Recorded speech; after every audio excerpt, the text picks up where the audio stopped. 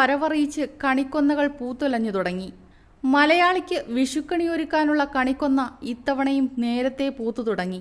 കനത്ത ചൂടിൽ വളരെ നേരത്തെ പൂത്ത കണിക്കൊന്നകൾ വിഷുവെത്തുന്നതിനു മുൻപേ കൊഴിഞ്ഞു തീരുമോ എന്ന ആശങ്കയും ബാക്കിയാണ്.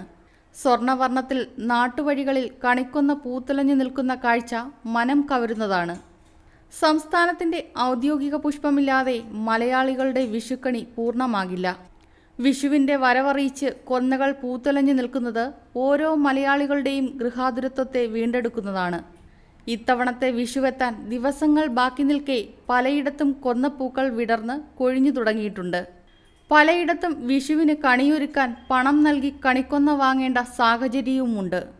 മണ്ണിലെ ജലാംശം കുറയുന്നതനുസരിച്ച് കണിക്കൊന്ന പൂക്കും എന്ന സ്ഥിതിയാണ് ഇപ്പോഴുള്ളതെന്നാണ് പറയപ്പെടുന്നത്. നിരവധി ഐതിഹ്യങ്ങളും കഥകളും കൊന്നമരത്തിനും വിഷുക്കണിക്കും പിന്നിലുണ്ട്. Reporter Subeesh Kottavattam. Radhas, Chowk road, Punalur.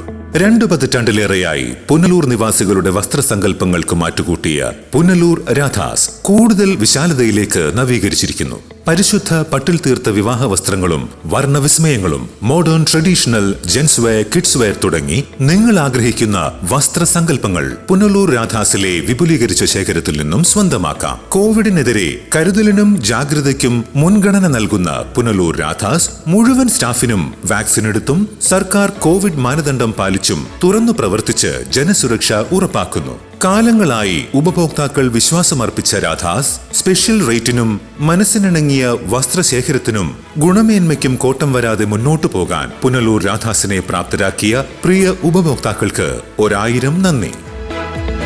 Radhas, Chowk road, Punalur.